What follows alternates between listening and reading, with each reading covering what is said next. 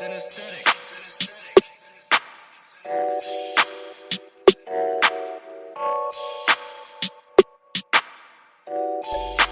news, breaking news, everyday news on Prince Miller Entertainment TV.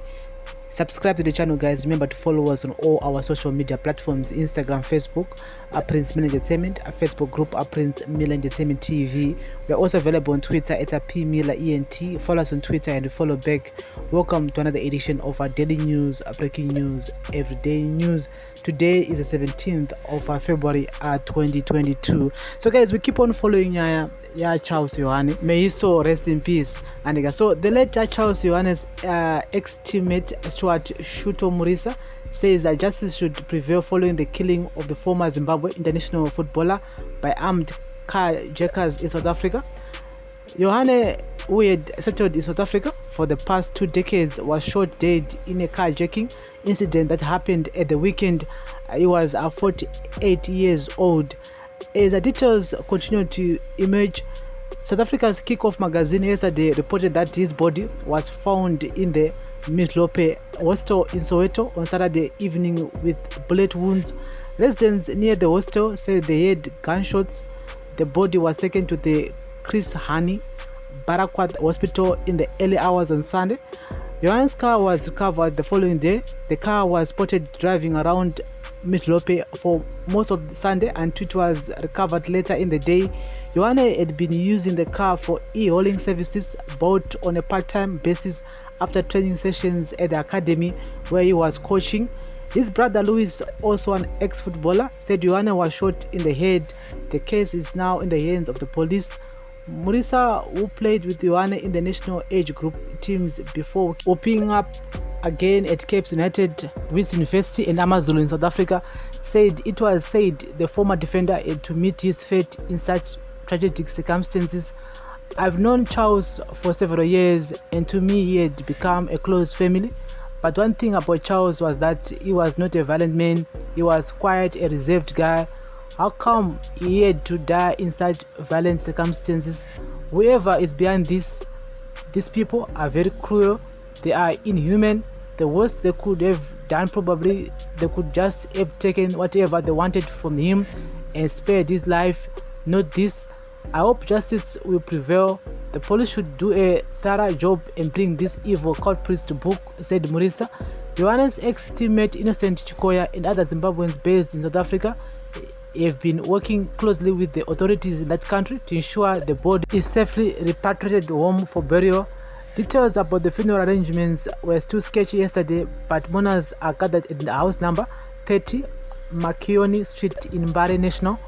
Born in a family of 7 children in the high-density suburb of Mbare, YOHANE came through the junior ranks of popular local club Dynamos before switching to fire batteries. He was one of the several products of famed local junior development coach Lloyd Mablanyo Chugowe. YOHANE came through Chugongwe's hands along with likes of former Dynamos goalkeeper Chaona Dia, Mishek Shawa Mapika, Chamu Musanu, Innocent Mbazo Musapenda, Hope Chuota, Enes Chigama Masango, Mike Maringa, Gilbert Mushanga Jike, and Karkai Kangairwa, to name a few. His career took a definitive turn in 1989 when he was spotted by Mo Gijima Musindo, who took him to his newly established second division side Zimbabwe Leopards, which later changed to Fire Batteries. In fact, Musindo managed to lure a number of talented young players that also included Fano Kugara, Elwin Mushanga Jike, George Chambarara, Milton Mushambi, Louis Coutinho, and Hussein Amidu. I can say YOHANE was one of the founders of Zimbabwe's Leopards in 1989. Most of these young players had teams they were playing for, but they believed in the dream. I saw them. Fire Batteries was born in 1990 and were promoted to Division 1. Then in 1993 we got promotion to the Premier Soccer League, where I was one of the founding members after a breakaway from Zifa. YOHANE was among our early exports when I sold him to African Wonders in Durban, South Africa. I'm also the one who facilitated Maringa's move to Kaizer Chiefs and then Kaitano Timbo to 7 Stars in Cape Town. YOHANE was talented. We had loaned him to Cape United before he moved to South Africa. He said he's no longer with us, said Musindo. YOHANE arrived in South Africa for the first time along with Chikoya in January. 1995 when they signed for Golden Eagles African Wonders. The defender briefly returned home and joined Camps United on loan in 1996 and was part of all-conquering Green Machine squad that went to lift the Premiership title under the late Steve the Dude Kwashi. Unfortunately for Yohane, he could not stay long enough to celebrate the title as he had returned to South Africa mid-season to join Amazulu at the recommendation of Mike McCabe. He had more stints with Bidvest with an AKFC.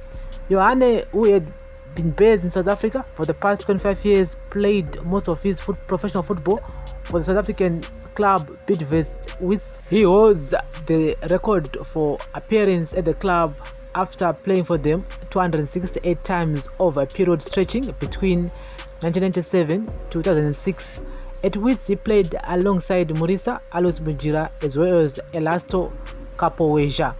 He later returned to the club and worked as development coach until owners sold the franchise to Chakuma Cha Mandivandila last year. Munjira, who was his roommate at Wits yesterday, said he was devastated by the defender's death. I knew Yohane from way back, and what has happened to him is beyond devastating. Personally, I cannot take it. It's heartbreaking because I was very close to this guy. We played together in the national under-20, under-23 teams and at Cape United and in the senior national team. When I arrived at Wits, he was actually the one who had recommended the team's management after he was asked about me. I wasn't surprised he was doing well coaching youth team because he always talked about doing development, said Munjira. Yohane was kept 23 times with the Warriors during the late 1990s and 2000s. He was part of the trailblazing group of Warriors that represented Zimbabwe at the Africa Cup of Nations for the first time in 2004 in Tunisia. He returned for the 2006 edition held in Egypt. Following retirement from playing, he had been working in Johannesburg as a football coach and a taxi driver. His body was found in Soweto on Sunday. South Africa-based former Zimbabwean footballer Edobert Dina said he'd become suspicious after Yohane's phone became unreachable. We tried calling him from Saturday up to Monday and we could not reach him. Then I went to the police station. Charles was a quiet person, always smiling. He never argued with anyone. He was coaching Ruma United FC in the ABC Mutsepe League, he told the BBC. So guys, that's the latest here regarding to our brother. Yes, Charles YOHANE, may he so rest in peace. It is so sad, man, that I'm a one. So in SA to drive Uber or a Bolt, I'm a one child. It's a very risky job. It's very risky, and we send condolence messages to the family and friends. We've lost so many brothers who works as Uber drivers in South Africa, because my locals, they don't want to do that, so my foreigners don't want to Uber, no Bolt, but they always face this kind of situations whereby most of them vanongobuda umba vamwe vacho havakwanisa kudzoka kumba, utozowanzonikekina akashudzwa somewhere else mota yakaenda. And sometimes you would think kuti vadu havo kungotorawo mota vasiya munhu aenda zvake. Tora inyu mota nemari yacho anenge ashanda musi wacho momusiya oenda zvake, but no, anotouraiwa mari iyo 500 rands iyoyo anenge anayo ndiyo yamamurayirawo mana. Aiwa, this is so sad, man. And the local police is well known of doing nothing regarding to these cases, especially if it involves a foreigner. My local police, they don't even act. Saka, we've lost so many of our brothers in South Africa right now. Ninya had the Ubers. So Yohane is one of the victims, and Saka, I don't know so it's so sad that a mother have lost a child, someone else have lost a brother. May you so rest in peace, and we're gonna keep you guys in the loop regarding to this whole situation. So I did tell in the comment section, guys, and remember to follow us on all our social media platforms.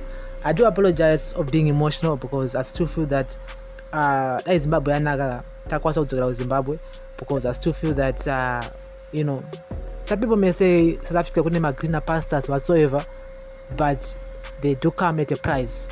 Is Zimbabwe that bad? Zimbabwe. Come on, we need to talk about it. This is a daily news, breaking news, everyday news on Prince Mila Entertainment TV. Bless up.